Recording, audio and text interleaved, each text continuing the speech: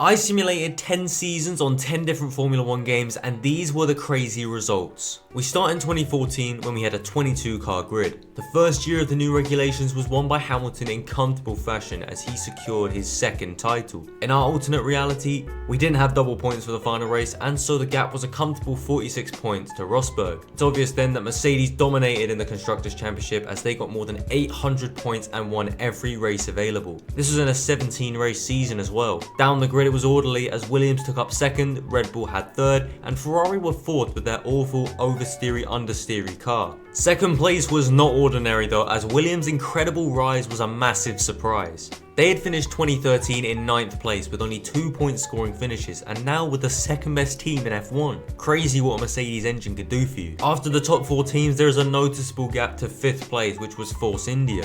Hulkenberg was his usual consistent self as he got 40 points, just being ahead of Button and Magnussen in the McLarens in their last year using Mercedes engines. These two teams were separated by just 2 points, but now we have a 55 point difference to 7th place Toro Rosso. Jev and Kvyat didn't score many points, but it was the Russian who got more in his rookie campaign. And now we reach the back markers. Unlike in real life where Lotus was somewhat decent and sometimes scored points, here they were 9th in the standings where they didn't score a single point. But a back marker that did get points was Caterham. They may not have done it in real life, but they did it here as Marcus Ericsson in his own rookie season managed to score a solitary point which took Caterham from 11th and last to 8th place. If they did this in reality, no doubt they would have continued to race in F1. But as fate had it, they finished last in the standings, crowdfunded to make it to the final race in Abu Dhabi, and went into administration shortly after. In our version though, we'll say that Tony Fernandez took the money from the 8th place finish and ran. Sauber and Marussia failed to do anything either as they were 10th and 11th, but as we finish up in 2014, we have a lot of moves for the following year in 2015. Firstly, Marussia went into administration and were narrowly saved from liquidation, thus being able to compete in 2015 under new owners. They changed their name from Marussia to Mana Marussia. Caterham weren't allowed the same fate though. They folded after going into administration and were forced to auction off their assets as no buyers could be found. Onto the team still chugging along in F1, McLaren took a massive gamble and reconnected with Honda 23 years later. Lotus also changed their long-term engine supplier from Renault to Mercedes. And now we move on to the driver moves, and there was a lot. First up to go was the Sauber lineup. Sutil and Gutierrez were released by Sauber after a poor season with Caterham driver Marcus Ericsson and 3rd place GP2 driver Felipe Nasr. With Caterham folding, Kobayashi said goodbye to F1 at the tender age of 28 as he went off to race in Super Formula.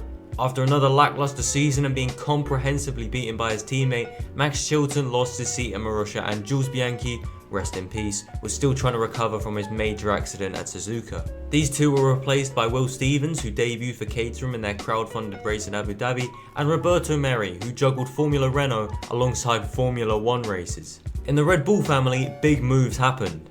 And it starts with McLaren, as while they changed their engines, they also changed their lineup. One-time podium finisher Kevin Magnussen was ruthlessly demoted to reserve driver as Fernando Alonso took his seat.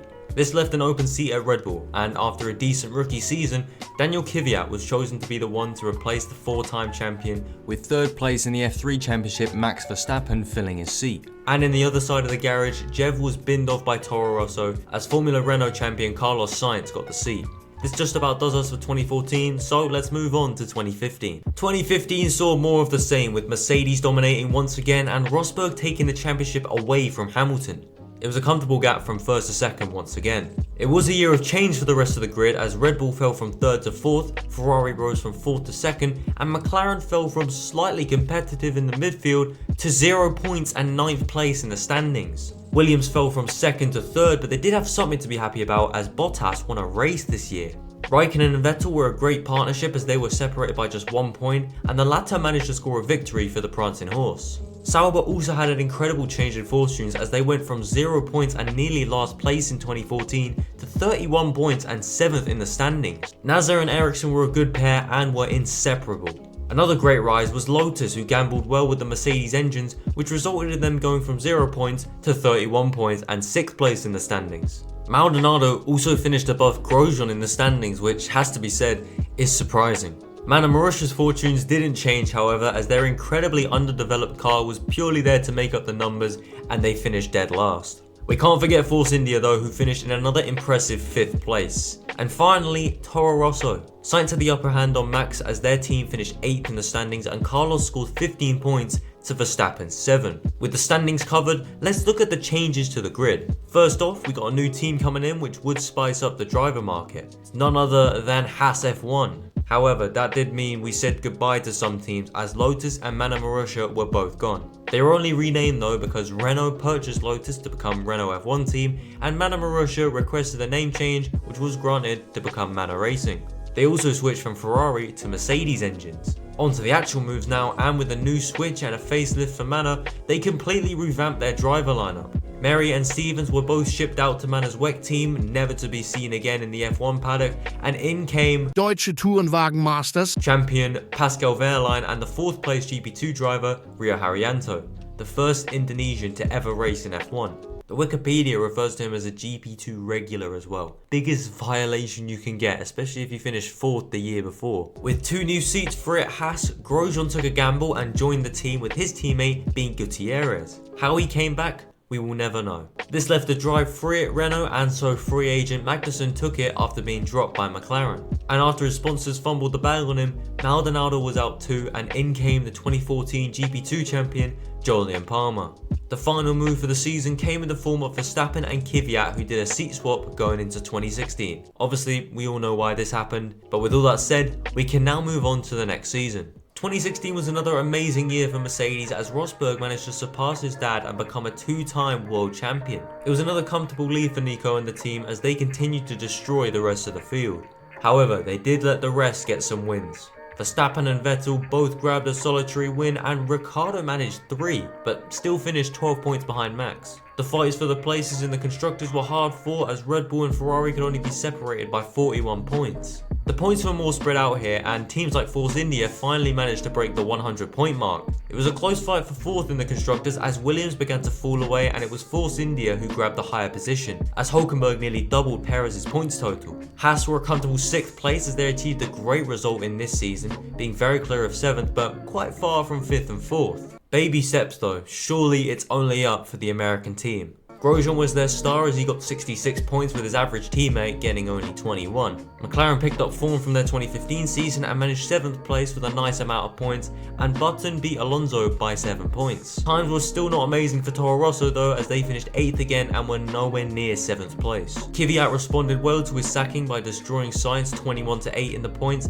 and he languished in the bottom half of the bottom half. 9th was a very tightly contested position as 3 teams were really not good in this year. Sauber, Mana and Renault were all very average and equally matched, but it was Nasser, like in real life, who saved the Swiss team as he got 12 points and doubled his teammate's tally. Magnussen also carried the Renault team, but it wasn't enough as his teammate got 0 points. Wehrlein had the same problem in his team, but thanks to a higher finishing position, Mana avoided the dreaded 11th place. Fair to say, Renault's takeover had not gone as planned. Now on to the moves for 2017.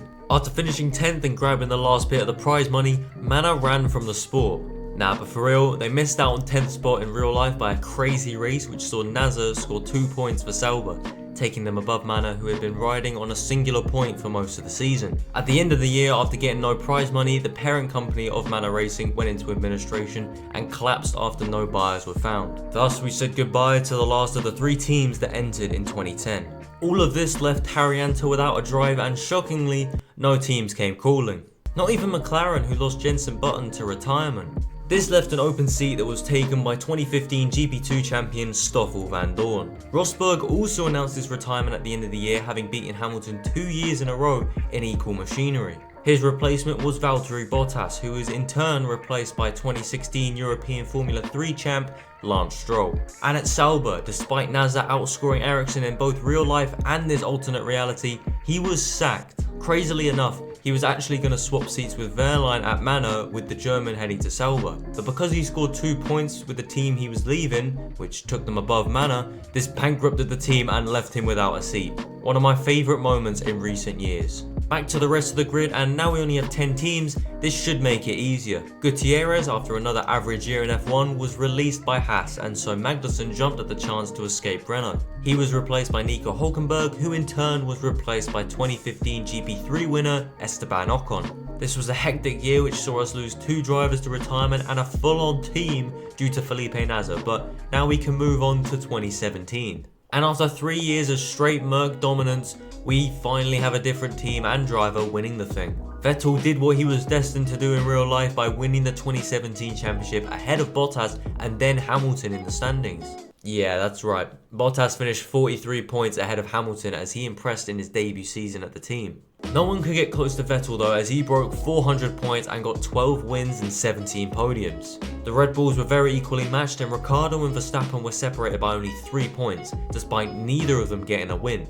Red Bull were quite a way off it and were closer to Force India than they were to Mercedes. The newly pink car finished 4th in the standings again as Ocon beat Perez in his first full season and also got a podium. Force India got more podiums than Red Bull. Let that sink in. Grosjean performed admirably again for Haas as he broke the 60-point mark again, with him comfortably beating teammate Magnussen. Sainz bounced back after a tough year as he beat Kvyat by 20 points, and Renault also got back up there to 8th place. This was mostly down to Hülkenberg though, because Palmer scored 1 point as Nico scored 37. Williams and Sauber fell back down though, with the former falling off a cliff. Each of their drivers scored 2 points each, and Stroll actually beat Massa on countback. And in the Sauber garage, Ericsson was beaten by his teammate again, and they finished dead last in the standings with 0 points. And I missed McLaren out, because I failed to notice that Fernando scored all 41 of their points as Van Dorn finished 18th with 0 points. Anyways, let's move on to the moves for 2018. This year saw a few engine changes as McLaren switched from the disastrous Honda engines to Renault power, with Toro Rosso doing the opposite and going from Renault to Honda. Another change was the name of Sauber, which would become Alfa Romeo Sauber for the upcoming season. And now on to the drivers. Massa retired in 2017 after a 15-year career and was respected by Williams by replacing him with an equally as talented and exciting driver. That driver, you ask? Well, it was of course Sergei Sorokin. Back to Renault, and after 2 awful years, Palmer was dropped by the French team with Carlos Sainz replacing him. This, as well as Kvyat being dropped by Toro Rosso after another error-strewn campaign, left 2 free seats in the Red Bull family. They were taken by 2016 GP2 winner Pierre Gasly and 2-time, now 3-time, WEC winner Brendan Hartley. And the final change of this year came at Alfa Romeo as Wehrlein was dropped, after beating Ericsson in real life and in our alternate reality, with 2017 GP2 champion Charles Leclerc replacing him. How Ericsson kept getting beat and keeping his seat, I'll never understand. But after this nice change to the script, let's carry on in 2018. And again, like he should have done in real life, Sebastian Vettel became 2018's world champion, taking him to 6 titles overall. Vettel got 351 points while getting another 8 wins and 13 podiums, and to be honest, Ricciardo wasn't actually that far behind in the 3rd best car. He managed 7 wins and 10 podiums on his way to 2nd place and 285 points. The Mercedes pair were close again, and it was Bottas who won out again as he got 1 more win than Hamilton and beat him by just 2 points. This meant that Mercedes took back the Constructors' crown by a mere 27 points. Vettel and Ricciardo's teammates were partially to blame for that. Raikkonen had his points total doubled by Sebastian as he got no wins and only 160 points, with Verstappen being nearly 100 points off with only 1 win. And now as we go down, it is quite frankly chaotic. We had a lot more points being scored by all the teams this year, and it led to some very close fights. First off was the fight for 4th, which Renault managed to win as Sainz got 103 points and 2 podiums. Hülkenberg was not able to get amongst the podiums, but he still got a respectable 66 points to make sure Haas were far away. And next was Haas, as Grosjean and Magnussen scored similarly, and they managed 136 points overall. A massive total for them, and another great finish in the championship with 5th place. Alonso also snuck into the top 10 as he finished 9th with 68 out of McLaren's 83 points this year. Fair to say, Van Dorn was not very good. Next was Force India, who fought with McLaren for 6th place. Far from the usual fight for 4th, they won this one as Perez finally beat a teammate by 58 points to 31.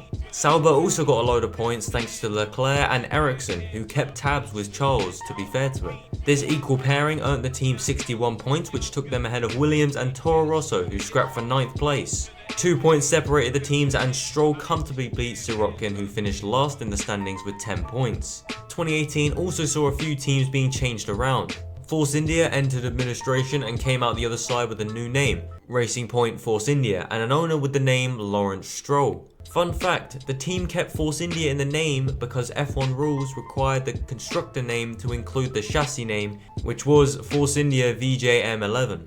Red Bull also ditched their engine suppliers Renault in favour of Honda, who had worked well with the sister team Toro Rosso. Finally, Alfa Romeo Sauber became Alfa Romeo Racing as part of sponsorship reasons, which led the Sauber name to disappear from the F1 grid for the first time in their history, which dates back to 1993. But now on to the stuff you actually care about, the drivers, and there was a lot this year. First off to go was Marcus Ericsson, who, after being beaten by another teammate, was finally let go by the team as he went off to race an IndyCar. In his place came their reserve driver and 2016 GP2 runner-up, Antonio Giovinazzi, aka Italian Jesus. We also said goodbye to Fernando Alonso, who retired at the end of 2018 after a tumultuous time with McLaren and a star-studded 17-year-long career. This left a vacant seat at McLaren, which Carlos Sainz took as Spaniard replaced Spaniard. Van Dorn was let go and shipped off to Formula E at the end of 2018, and in his place came runner-up in the 2018 F2 Championship, Lando Norris. With the empty seat at Renault not taken by anyone, Ricciardo jumped at the chance to get away from the team that was starting to favour Verstappen and joined the French team. This left Red Bull with a major predicament. They decided to go with the third place driver in F2 in 2018, Alex Albon. He would become only the second Thai driver to race in Formula 1. And yes, I know Gasly got the seat in real life, but this game got an update after Alex was promoted to Red Bull, which led to him starting the season at Red Bull in our alternate universe. Oh yeah, and Hartley was sacked as Kvyat was given a second chance in F1. Anyways, after Lawrence Stroll bought Force India out of administration, there was only one way they could repay him: by letting him bring his son over. They had to sack someone, and so based on performances in 2018 and sponsorship backing, Perez kept the seat as Ocon was let go. This left an open seat at Williams, which was taken by F2 champion George Russell, as Toto Wolff put in a good word for him. And Williams definitely wouldn't be hanging on to their other driver who scored just 1 point, especially after his sponsors rejected to back the team after their lack of performance and development. So Sorokin was let go. In his place came Polish sensation and the biggest what if in F1 history, Robert Kubica, who returned 8 years after his near fatal rally crash, which left him with severe arm injuries. And we have one final move as Kimi Raikkonen and Charles Leclerc swapped seats, with the Finn returning home to Sauber after an 18-year gap, and the Monegasque driver getting the call up to Ferrari after his impressive debut season. This was a very interesting year and saw all 20 drivers score points for the first time in the sim and in real life for the first time since 2005. Now, with a massively shaken up lineup, let's see how it went in 2019. Hamilton would return to the top step of the championship for the first time since 2014 in 2019, as he beat Vettel to the title by just 6 points. I'll give you some backstory here. Vettel pretty much led every race coming into the final two at Brazil and Abu Dhabi. Then Hamilton outscored him by 3 points in Brazil and a massive 10 in Abu Dhabi, which settled the championship. He kinda bottled the chance to match Schumacher. You'll also notice Verstappen got 5 wins as he finished 4th, right behind Leclerc, and this is because he won 5 out of the last 7 races on his way to 295 points. If we were simming another season in this game, no doubt Verstappen would win the title because the Red Bull became the quickest car by the end of the season. Although Leclerc kind of kept up with Vettel, the same could not be said for Bottas and Albon. They were both far off the fight, and Albon was in his own little world in 6th place as he was far ahead of 7th place Perez and nearly 100 points behind 5th place Bottas. On to Perez, and he managed to get 78 out of Racing Point's 89 points as they got back to 4th in the championship. He also managed another podium as Perez usually did, and Stroll was way off it in just 16th place. Raikkonen massively outperformed the Alfa Romeo, but his 8th place finish was only enough to get them 8th in the standings as Giovinazzi only got 1 point. McLaren bounced back to finish 5th in the standings as rookie Norris and Sainz were equally matched. And Haas got another 6th place finish as Grosjean was comfortably beaten by his teammate.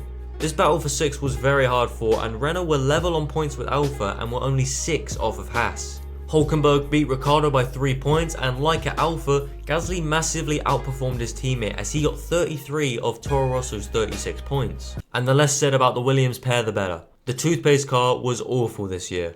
And after such a chaotic year in terms of driver moves, it was understandable that 2020 would only have a few. First off, there was a team change as Toro Rosso was renamed to AlphaTauri. The unfair dropping of Ocon in 2018 meant that he spent 2019 as Mercedes' reserve driver. And when Hulkenberg was dropped at the end of 2019, he was quick to join Renault.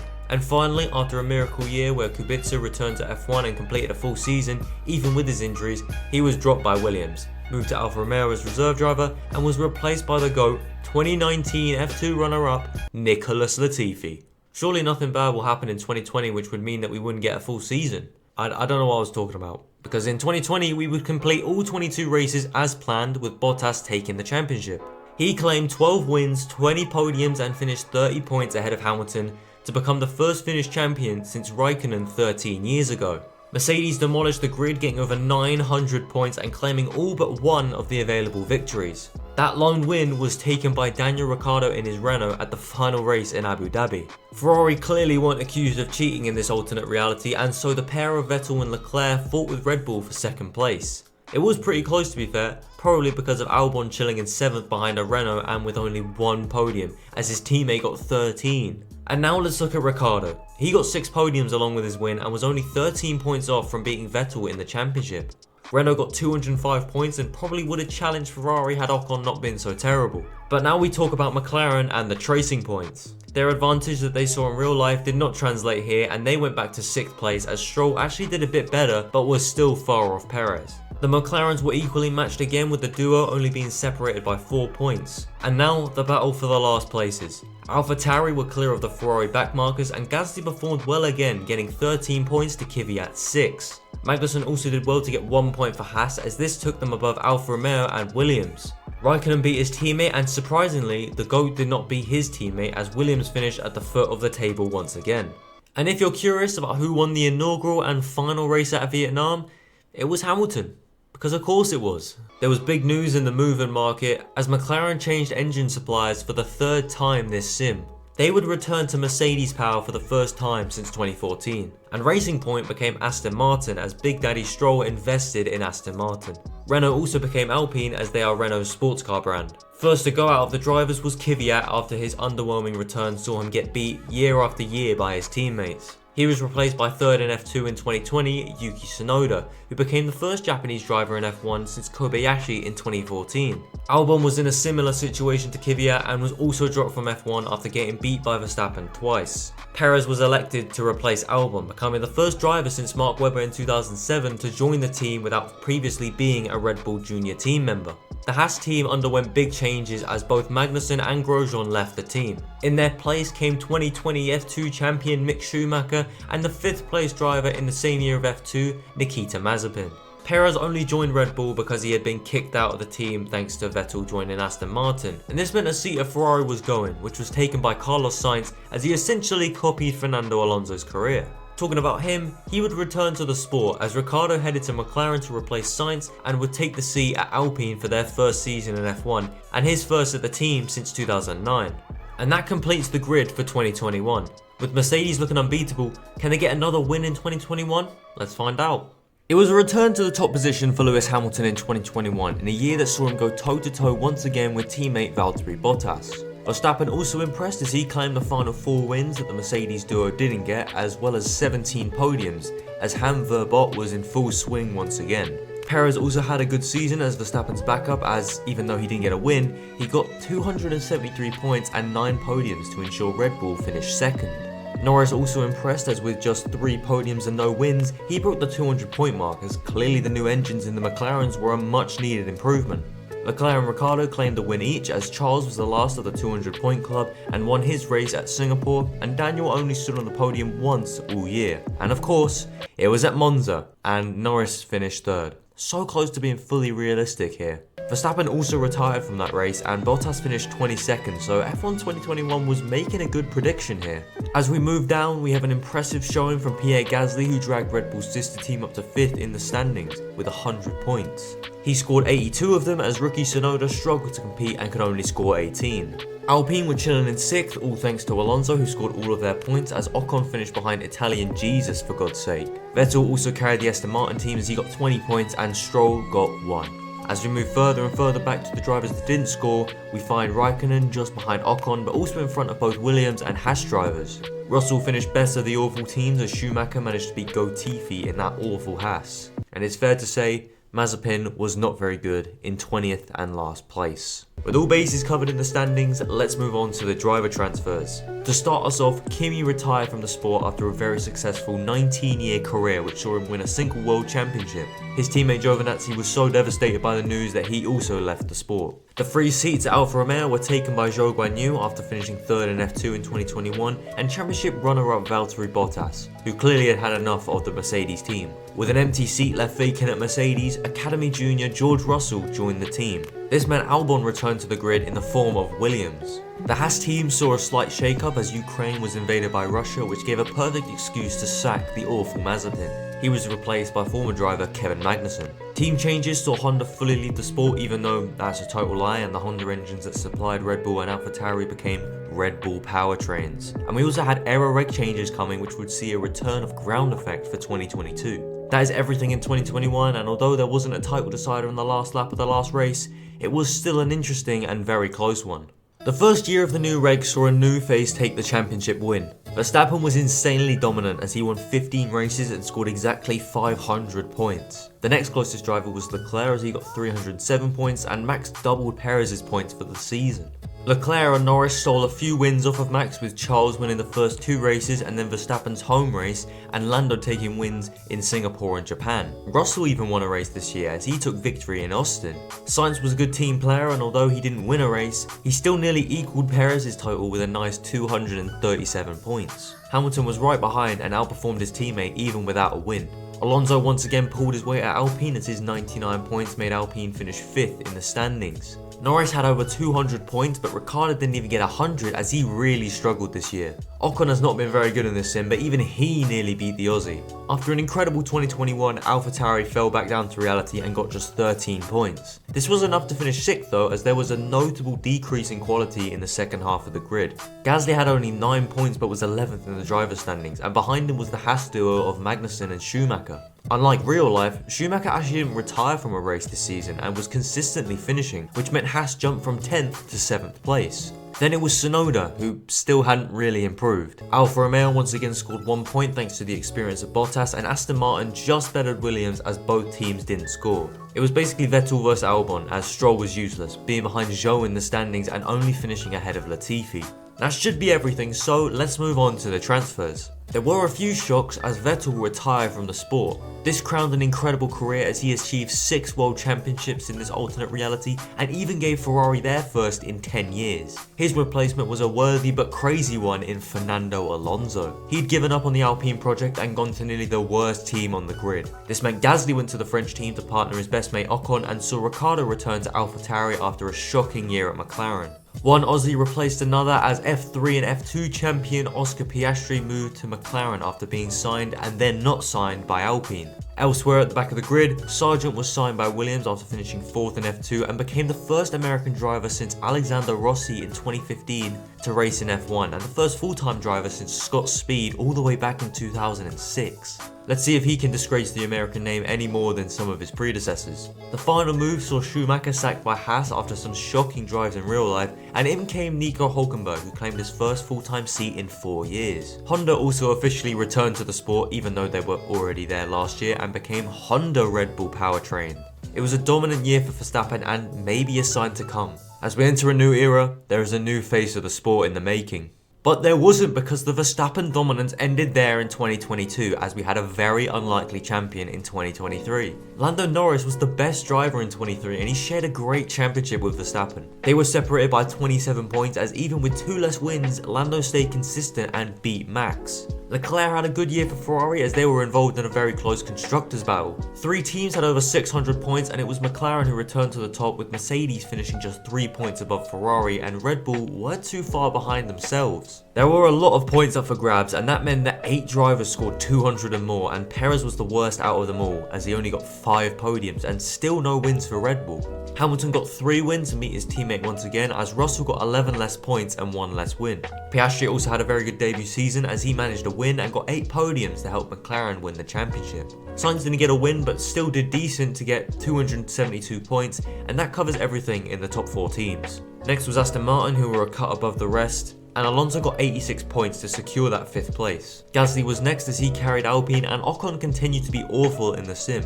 Albon was also impressive for Williams as his 19 points nearly saw them beat Alpine to 6th place. Had he had a decent teammate, it's likely Williams would have beaten them. Stroll was woeful once again, and he was lucky he had a good teammate because 9 points in that Aston Martin is shocking. Next were the 3 bottom teams who shared just 2 points. Haas were 8th as Magnussen finished 14th and his teammate was 17th with no points. Then it was AlphaTauri in 9th as Tsunoda assumed the team leader position and scored 1 point to finish 15th as Ricciardo was dead last in the standings. And then there was Alfa Romeo who were 10th with Zhou actually finishing above Bottas and Hülkenberg with 0 points. With not much else to say, let's look at the moves. And there aren't any. Yep, no moves. For the first time in history, there was no changes on the grid. There were a few team moves as Alfa Romeo became Kick Sauber and went from majestic red and white to bright green, and AlphaTauri sold out, leading to that team becoming a moving billboard. Visa Cash App RB is an awful name, but at least the livery looks nice.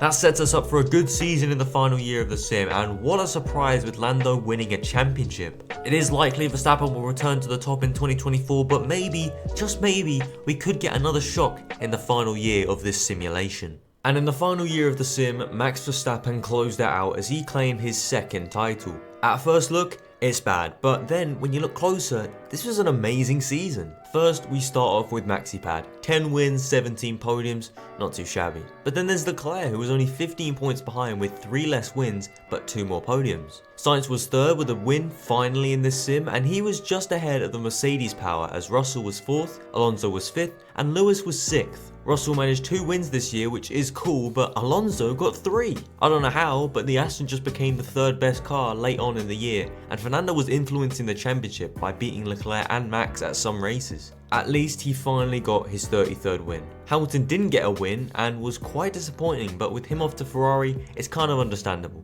Perez was next as he was off the pace again, but still managed to win a race, and Norris was the last of the 200 pointers as McLaren were off it for some reason, and he didn't even get a win. Piastri was really off it, which begs the question, have they shafted McLaren in this new game? Stroll was also Stroll as his AI is clearly still bad. But before moving on to the second half of the grid, let's talk about the constructors. Ferrari were ahead of Red Bull by 70 points, mainly down to Perez, and Mercedes were in their own world. And pretty much by himself, Alonso got Aston back up to 4th in the constructors, which is dead impressive. I'm looking forward to what happens in the rest of my simulations this year, just to see if anything changes, so keep an eye out. Starting off in 11th is Albon as he carried Williams to 5 points, but that wasn't enough as the combination of Zhou and Bottas' 3 points was too much as Kick Sauber finished 6th. Alpine were ahead of Haas and shockingly, V-Carb were last with Yuki and Ricciardo occupying the final row of the standings. I make this video as they have 24 points in the constructors. I think Codemasters might have got this one wrong. Maybe we'll get a performance update with the game's full release, but I don't know about it. But that is all from me in this one. This is a video I've been working on since December last year and I'm so hyped for the new game, it's crazy. We've got a summer on our hands with F1 Manager 24 coming out as well. I'm so looking forward to it, I hope you are as well. Subscribe if you enjoyed this video and want to see more, and in the meantime, check out the simulations from last year's game to see just how much has changed.